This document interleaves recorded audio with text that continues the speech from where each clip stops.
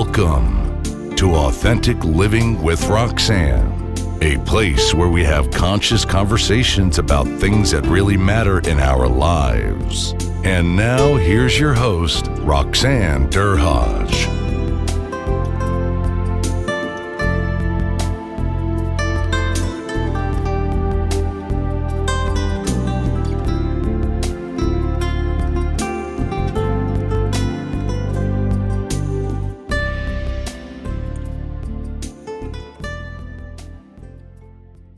Hi, everyone. It's Roxanne Derhaj. How are you today? So glad that you could tune in again. And this week I have I'm going to say another friend. I seem to be inviting all my friends, which is not a bad thing, to share some time with me on Authentic Living with Roxanne. So, Kanchan Prinsloo, I'm going to tell you a little story because I think this is interesting. And Kanchan's going to giggle, and she's the ultimate personality that just shares her wisdom in a quiet way. So we were talking earlier, getting prepped, and what I was doing is I was mispronouncing her name, not intentionally, but another colleague, Jessica Potts, says, Roxanne, you're saying it wrong. And I hadn't thought about it. And I think I've been a little bit haphazard sometimes with names. So Kanchan was very awesome in that she said to remember the word luncheon, that rhymes with Kanchan. So Kanchan, tell us what want to talk a little bit about names, and kind of that's a different way to get into it, right? Because we're talking about women of culture. I'm from Trinidad and Tobago, and I know that's my nationality, but my background is Middle Eastern and Indian, and your nationality obviously is Canadian, now that mine is as well. But your ethnicity is also South Asian. Is that the correct term? Absolutely. Okay. I didn't grow up calling it South Asian, but yeah, that is the term. And so names, that's big, because for me, only in the last, I would say, probably 5 years have I started to use the way my mother has pronounced my name, the way my family pronounces my name, which is Kanchan. And I have done it with a sense of pride, whereas before, the anglicized version is Kanchan. I respond to both. The difference is me. I now say my name is pronounced Kanchan, rhymes with luncheon, in case you're wanting to know. And that was a really big thing that, so my husband is not South Asian, and he's pronounced my name Kanchan. And that's when I realized, you know what? It's not that it's hard. I have projected that on. So I need to be able to start claiming the actual pronunciation of my name. And so for the last, I would say a few years, definitely years, that I've really started to own the name that my mother, my grandparents, my lineage has really wanted it to be. So tell me, like, we're talking, we get technical as we talk about semantics and pronunciation and lots of different things. And I think, in kind of thinking about this, like I'm thinking I have a very, English name, so I've never had that issue. And now, there's a sensitivity that, even myself as your friend, I'm thinking, wow, I've been kind of doing this not so right for a long time. So there's an awareness. And you shared with one of our friends that women of culture, or, a diversity, sometimes will, I'm going to use the word, give everybody a hall pass to say, oh, that's all right. And to really kind of, to be an ally. And we'll talk a little bit about allyship, I'm sure today. It's about when someone says that, to say to them, no, it's something that I really want to make an effort with. And that's been I would say, the shift that we're experiencing now with a lot more of our knowledge in being culturally diverse. I agree. One is the knowledge. The other is because of our heightened awareness. And I would actually say that's actually only been 2 years since George Floyd's murder have people started to unpack their own journeys. So even though I may have started using it earlier than that, it's still the awareness in our society that, oh, I have to ask the question, or I want to ask the question is a more generative approach to it. And so it makes it safer for me to go, well, no, actually it's this, because Mhm. I think names are a simple example of, I mean, even when I think about women of culture, I mean, even changing that title from women of culture, color, Mhm. women of culture brings in all of what you and I have just talked about, which is, when I think about who I am, it's, all of who I am, that makes me unique. It is my culture. It is my heritage. It's my thoughts, my values, my traditions, is Mhm. the lens that I look at as I show up in the world. And it is unique, and it has me on the outside. It's not part of the dominant culture. The culture that I grew up with is not part of it. So then I look at, okay, how am I, which is my name. Let's bring that back again. Right. It's my name and how I pronounce it, how I'm asking others to pronounce it. And quite frankly, some it's easy to do, others not so much. Mhm. You know, your tongue may not roll with that. It may not, so it's a little bit harder, and that's okay. I'm, uh, I feel safer to be able to bring it forward now, for sure. Isn't that interesting, right? So it's the same thing with myself, right? Like, I had an English name because my mom's oldest sister liked the name Roxanne, and my middle name is Jasmine. And I would get, and so listen to this, interesting, right? People go, "Oh, I love that name, Jasmine," and I'm like, "Oh, I've hated that name all my life." And everybody's like, "But it's so unique. It's so kind of, with Aladdin," and I'm like, I still hate that name, because it got popularized because of that Disney movie, but it was never a name that I just didn't like, just because as a child, I just didn't like the name. But it's, again, something small. But I think what I hear you saying is that now that we have more knowledge, it's just being aware, to say to someone, and can you help me understand how you pronounce that? And we're talking different cultures, but it could be like a German name, like or something like that, that we're not aware of how to enunciate accordingly, and we're not going to get it all right. Other than the fact that you're trying, I think that's important.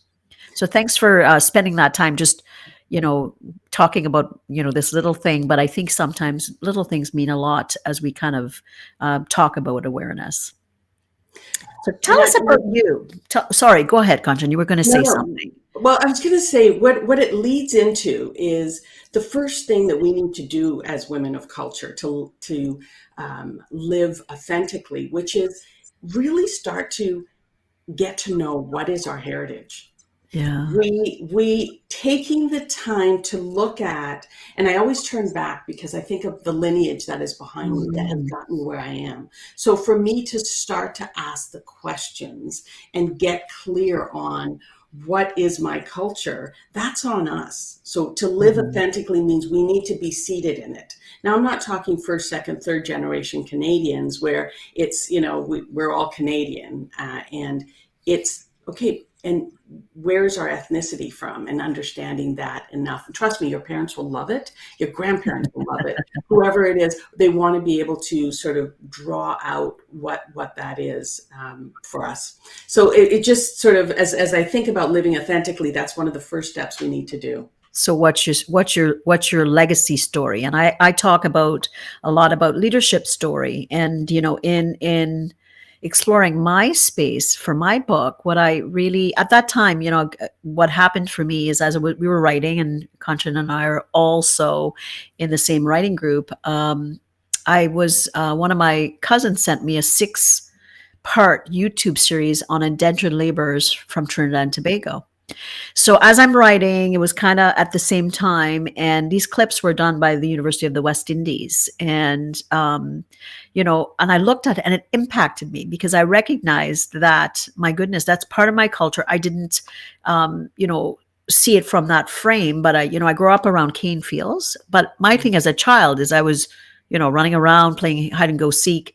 And if for any Trinidadians listening, we would catch little fish that were called wabines, and we would, that's how we played. But when I started as an adult looking at that, I looked at the reality of the heritage and what it took and what that meant to me, and the work ethic and the survivability that my ancestors, my great grandparents, had to go through to come to the island and then be able to meld and create a life, losing their culture, some of them losing language, some of them having to bring certain things with them on that ship. And that's for the people that survived, Kanchan, right? So Exactly. it's funny how when you say about, what is your heritage, what are your values, and how does that inform you today? So tell us a little bit about your path. Like, did you start off working with women of diversity as an executive coach, or where did you begin? I began doing my first career for 26 years in a way that my parents wanted me to. I got into healthcare and I was in leadership positions for 26 years. And I always knew when I had, that the way that I could support leadership is my passion, making sure that we have strong leadership, and which takes me down the path of the most underrepresented are women of culture, women of color, is what the statistics say. We've got 4% senior, in the C-suite, 4% representation for women of color compared to 60%, 60 plus percent of white male. And it goes down. Men of color are about 9%. That's the statistics from last year. So when I turn around and I look at that, it's like there's underrepresentation. My focus as an executive coach and with my company is elevating women of color today, women of culture today. And the biggest piece of that is because beyond underrepresentation, they are the best kept secret. They feel that, the organizations start to see that. So yes, there is more attention to bringing people into organizations, big corporations, and that are of people of culture. They're bringing them in. The question is, how do we keep them in the organizations? And that's been where I spend a lot of time with executives, both the leaders of and women of culture, to make sure that there is a deeper understanding of what is the reality. So especially when we think about, living authentically, there is one aspect of that, which is all around for the women of culture. And I'm just going to leap into it. Yes, we need to understand our heritage. We need to understand our own heritage. Why? Because we spend a lot of time trying to fit in, trying to cover. I did. Mm-hmm. For 26 years, I did. I was in a leadership position. Well, what does professional look like? Well, professional looks like whatever the systemic structures are in place in that organization. Mm-hmm. Now, those systemic structures are set in place with the senior leaders, which predominantly happen to be white male. Mm-hmm. Those structures set in place get me back to the point of, yes, I'm going to cover, I'm going to fit in. And hopes to belong, not realizing that my push to fit in, which is to adapt to I am, how I show up, actually stops me from belonging. Now, belonging is different from fitting in. You and I have talked about this before, Roxanne, but fitting in is I'm hoping I can get in and blend and do everything else. Whereas belonging is that I am accepted for who I am. Mm-hmm. Well, I haven't even got to belonging because I am way too busy making sure I bring a sandwich and not any Indian food to lunch, make sure that I am suited and booted in a way that's so professional so nobody questions that who I am or what role I may have. I mean, there's different ways of covering in terms of getting into the workspace. So leading authentically as a woman of culture means that we have to, first of all, know what our heritage and culture is, so we can start to pause and realize, what do I do all the time to make sure that I am not bigger than, I am trying to blend in, not really, I want to stand out, I want the next promotion because I am ambitious, but I'm not sure how to do that because I'm always a little bit on the outside. Absolutely. And I'm going to tell you a childhood story, and then for anybody that's listening from Trinidad. So Trinidad is about 51% African American, say 48% East Asian descent, and maybe 1% other, right? And I went to a high school, and the Indian children would bring, roti and, talkari is with basically a way, and I don't know if this is the same term with what you use, but vegetables and stuff like that. I remember, my mom didn't do that, but some of the moms that did it, which now in retrospect, I think, oh my goodness, the work that it took, they hit it. Yeah. And now I look back and I'm thinking I was also complicit because my mother wasn't doing that in the morning, but the kids that grew up in those homes where the parents or the mother generally was doing that the first thing in the morning. That's a lot of laboring. And now I look at it as a mom, I look at it as a labor of love. But even in that time in Trinidad, there was that hiding. And now I think it would be such, an honor to say, wow, my kid's coming to school with a hot lunch. My mom made it first thing in the morning. But it's funny, the nuances, even of the time, even on an island where there is ultimate diversity, there is still that wanting to fit in. And now it's kind of like, wow, that's amazing that the frame that we have shifted, and that awareness that we're talking about even more so in corporate culture today. Yeah. What women of culture have to do to accept that space, but also to go into it and say, I am who I am. I want to lead, but I want to lead in a space that is right for me. It reminds me of a executive client of mine that I had. Her story was phenomenal in terms of her journey from Africa to her small village. She's, KPMG, even there, comes to Canada, husband, small child, gets scooped up by one of the banks here as one of the interns. She did her master's. She's got no support at this point. Comes in and she said she spent literally the first 3 years making sure her hair was flat ironed. She would, just a lot of effort, the suits, buying clothes. She said, I couldn't even really afford. Mm-hmm. She was before I go into a meeting, knowing that I had to just do that one extra hair because it was starting to curl up. And she goes, the amount of effort that I take. And I realized that, you know what? I'm exhausted. And I'm already doubling up on the work that I'm doing. So I look like I've got the competence to do. I am exhausted. And I don't know where to go from here. I don't know the handbook, was the comment she made, to Mm-hmm. get to the next level. And it's like, right, we're spending so much of our energy in spaces thinking that we're doing the right things to fit in. Where in Mm-hmm. essence, what we need to be doing is really getting clear, what is our value? Assessing what our value is. Mm-hmm. And then making sure that you not only know it, but you start to articulate it. That is just so critical, because we've lost perspective of getting clear on what our value is. And we're so focused outwardly on how we think things need to be. It's interesting because I was in corporate for about 15 years as well, and I so understand, Yeah. that story you're telling, because you like you said, fitting in, you want to produce, you don't want to stick out, and all those things. Now there is a shift to say, and we recognize that the bottom line is impacted by diversity of thought, value, decision making, and you get a compilation of diverse age, stage, culture, perspective, small, big, and then it's like the perfect soup that is now being recognized in the workplace. I Right. would say that when I was in corporate, back in say 1995 or so, there wasn't that. If there was knowledge, it wasn't openly discussed.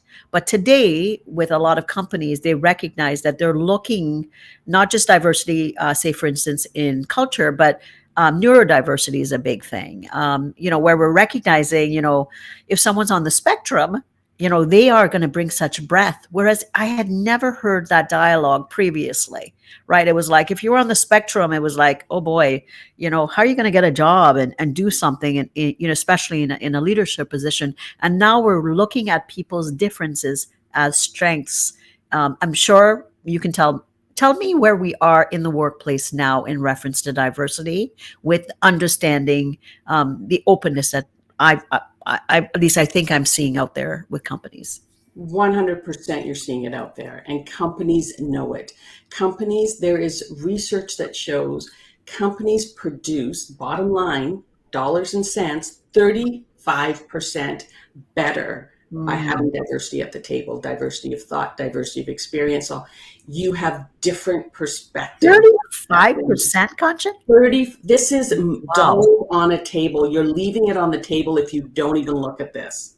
So That's amazing. it is substantial, and there is awareness to it. There's heightened awareness to it.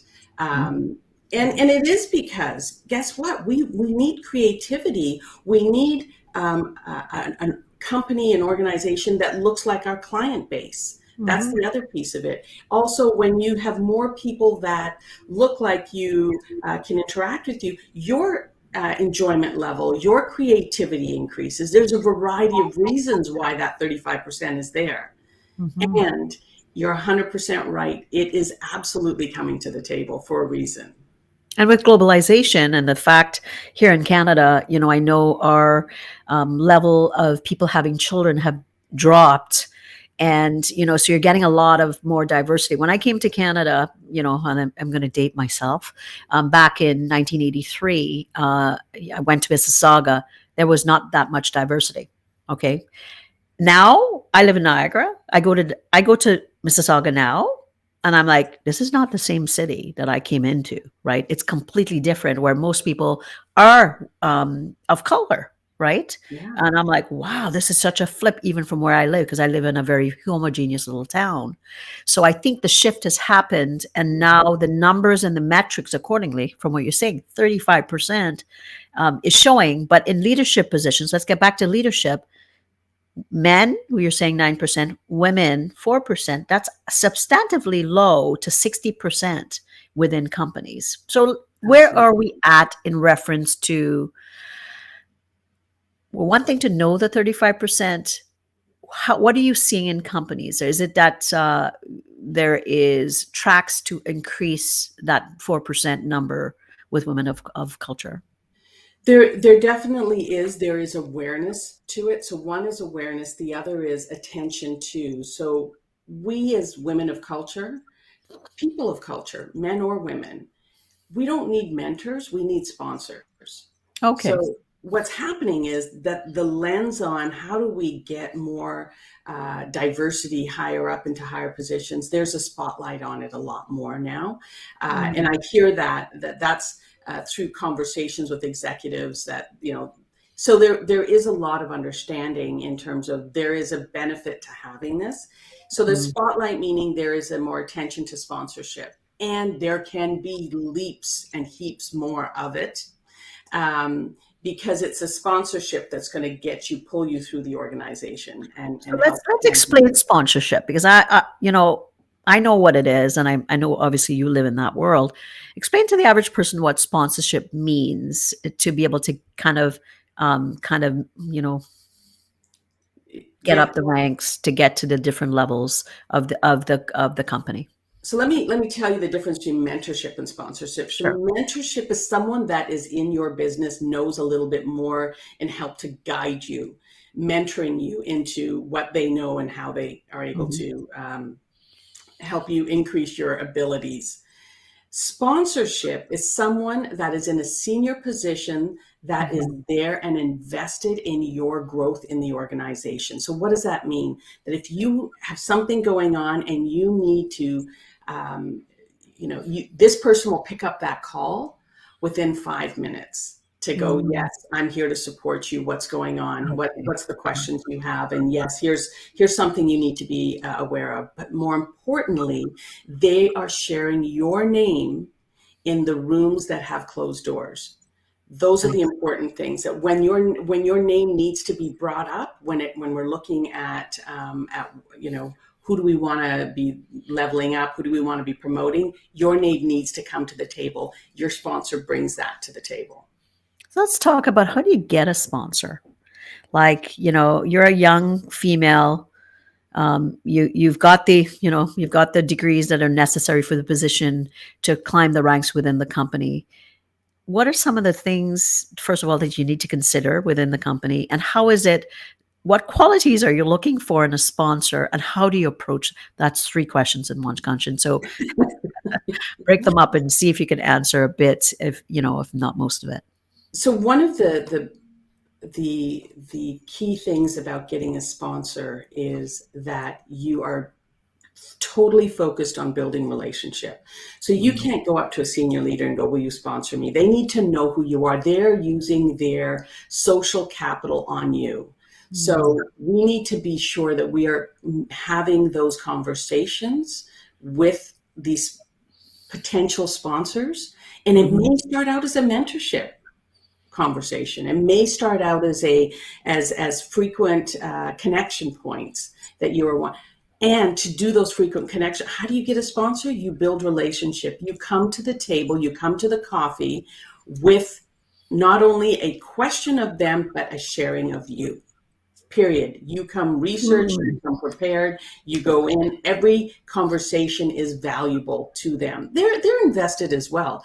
I mean, senior leaders in organizations, one of their key roles is to develop talent. So they are interested in being at that table. It's not a lot of times we can weaponize gratitude. Oh my God, I'm so thankful to be here. This is so good. Thank you. And it's like, no, we need to show up with what do we know? What's happening in our world? What's happening in these last 3 months for you? Or whenever the frequency of meeting is from our last meeting. So getting a sponsor means having relationships, building the relationships. No one cares for your career like you do. So invest. Absolutely. But I listen to you and I think about culturally, right? Like, how does this? I have to develop the skill somehow, because I don't want to come across as I'm bravado and I'm looking at climbing. Some culture says you actually do that in a different way. So I could see how having some coaching like with someone like yourself would be important, because how is it that I know I'm not overdoing it? How is it that I know what to educate myself on? And how do I approach the sponsor, which could be intimidating as well. And if you do get a no, how is it that you kind of synthesize that in a way that says, oh, well, that one didn't work, but what can I learn from it, and those types of things. So I'm going to start backwards with what you just said. You get a no, don't take it personal. Who knows what else? That's huge. Right. You are not broken. Don't take it personal. 2 big things that we have to be aware of. I agree with you. A lot of the time that I spend as an executive coach is helping create an environment to have those conversations around, you actually don't need permission for X. You don't need that. Your cultural upbringing, how does that marry up to the one that we're in when it comes down to a work environment? And it's being attentive to it. It's still, as a woman of culture or as a person of culture, we still need to know what our value is. I mean, one of our biggest superpowers as people of culture is resiliency. And guess what? Through the pandemic, we have needed resiliency. Up the yin yang. That's probably not the most professional phrasing, but we have needed resiliency. This is a massive impact to an organization. They need leaders that understand resiliency, and what does that mean? So there's the piece around how do we come into that, leaning into what our strengths are as a person of culture, and also where does our culture, where does it sort of clash, go counter to what the organizational culture is. So that's such a powerful parallel when I think of it, and I go back again and I think of again my background. My dad told me a story. I got to tell you this story, Kanchan. It was there's something about being in your 80s, and my dad's going to be 86, right? So I said, Daddy, like, I met him, of course, when I came and knew anything about work. He was already an executive. So I didn't see the early beginnings. And he said to me, there was a point, his family was so poor, Kanchan, that he rode a bicycle to work. And I'm like, what? I said, Dad, how come? He said, I didn't want that legacy to be passed on to you and your siblings, because I had to go through that, but I ensured that the future generations wouldn't have to do something like that. And I said, Daddy, that is so important. That would have been so important. I'm saying it now as an adult, but as a teenager to have understood that, because there was an entitlement that came from the privilege that I was born into, but I didn't see the backstory. So that powerfulness, like that resilience, like you're talking about, now I get some of why, my background and who I am that I would not have gotten before. Exactly. Perseverance. Your father just shows a degree of perseverance to clarity Mhm. of mind to know where he wants to be, what's he doing, and he'll do it. Like it's just a really powerful piece when we start reflecting back on what is Mm. our lineage, what are the lessons we've been taught, and what is Right. the value that we have when we step into our workspaces.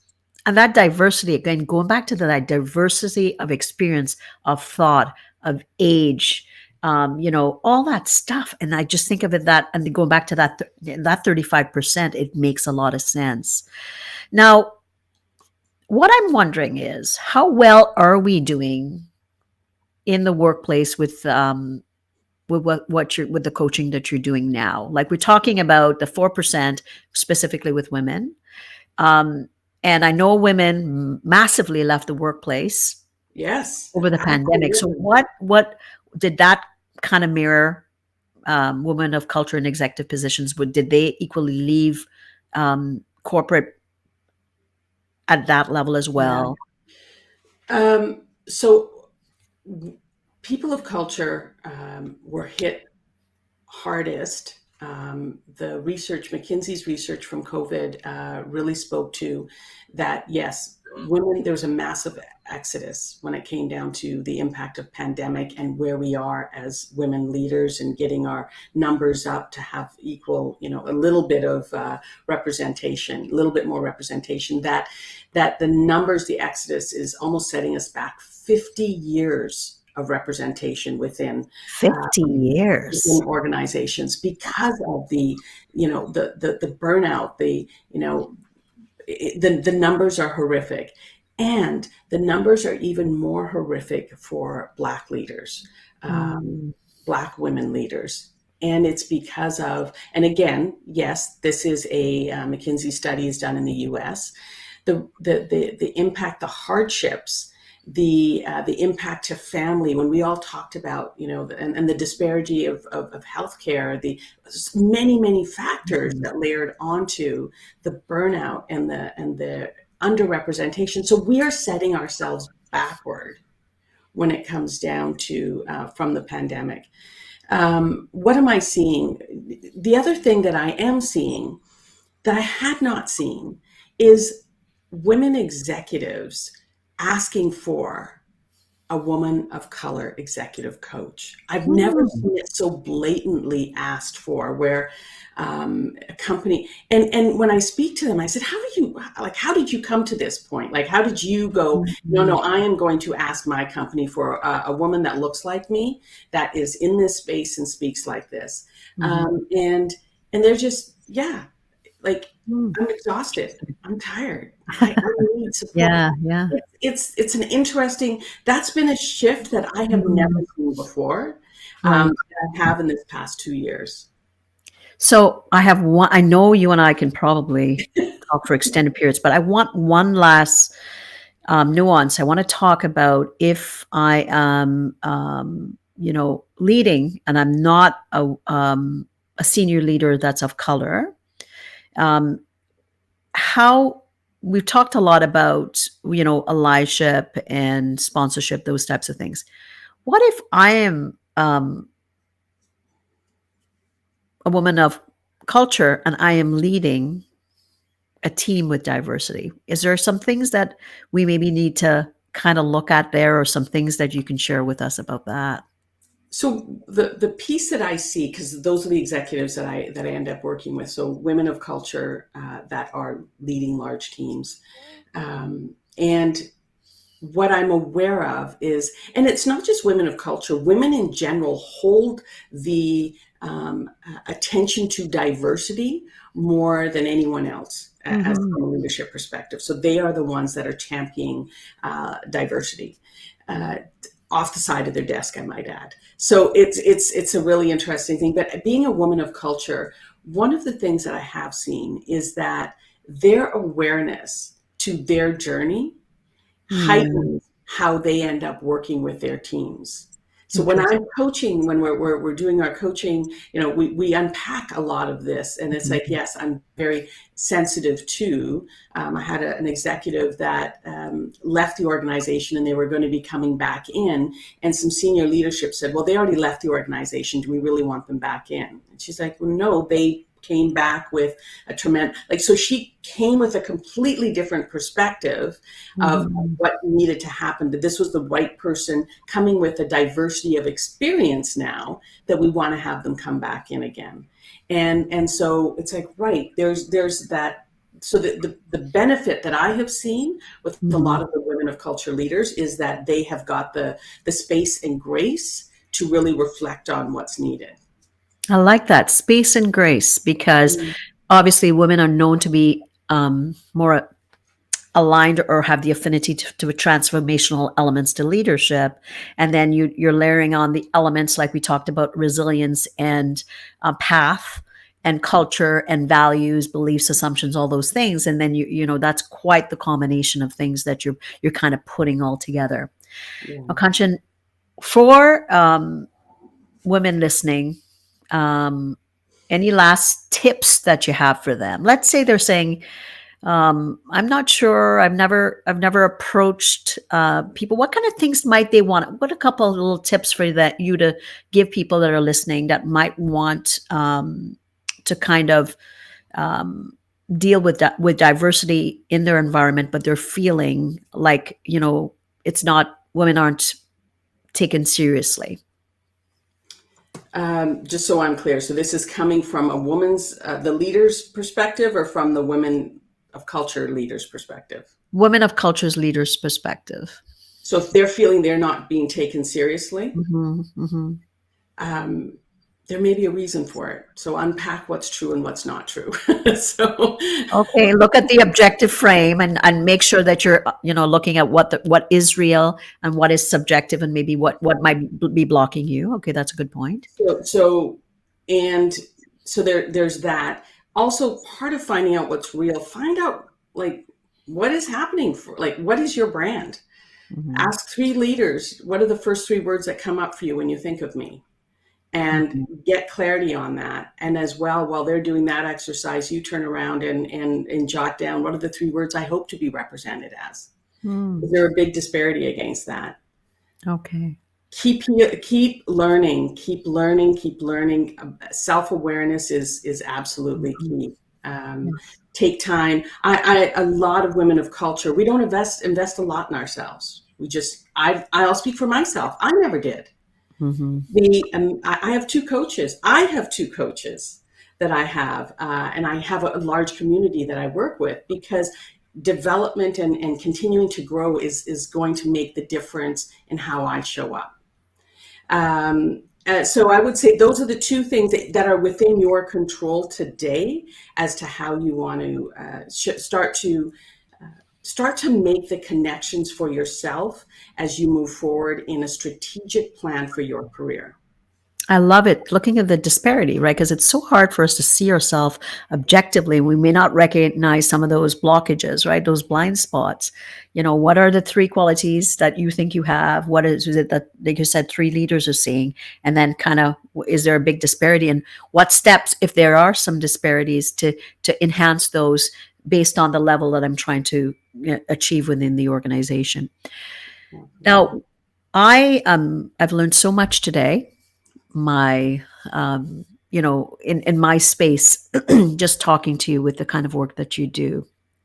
For others that are out there and they're thinking, I'd like to have a chat, or I'd like to explore some of the things that you've talked about, whether it's allyship or sponsorship or having a woman of culture executive coach, why don't you tell people where they can reach you so that they can reach out and connect?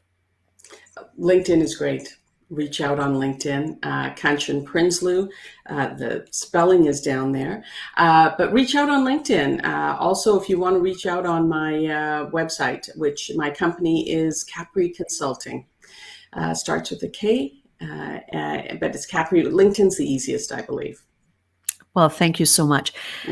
So what am I walking away with? I talk about authenticity and, in reflecting and, listening to Kanchan and what she does, it makes me realize how much of what I do is based on my value, and even telling you that little story about my dad. And for people out there, whether you're just someone that's, a woman of a culture leader, or just someone that's trying to understand what is the frame that I'm coming forward with, how authentic am I being?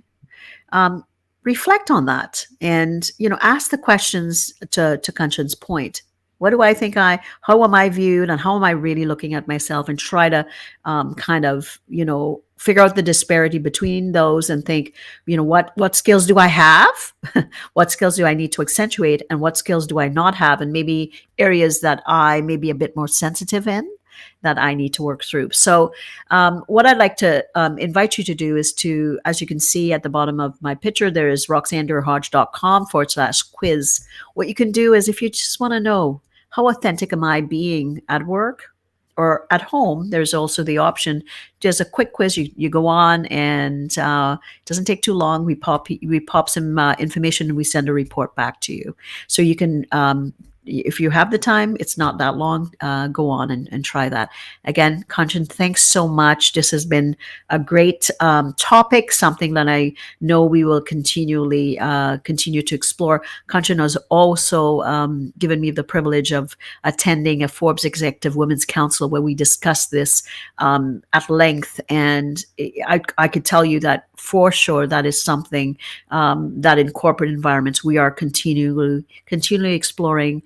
And I'm sure a lot will get enhanced as things go. So again, thanks again, everyone. Thanks so much. And looking forward to any additional questions. Please reach out to Kanchan. All the information about her will be in the show notes. Again, take care, and we'll talk to you soon.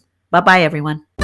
Thanks for tuning in to Authentic Living with Roxanne, creating the space for positive, healthy change. Roxanne is a keynote speaker, psychotherapist, and coach. To work with Roxanne, visit roxannedurhodge.com/blueprint. We'll see you next time on Authentic Living with Roxanne.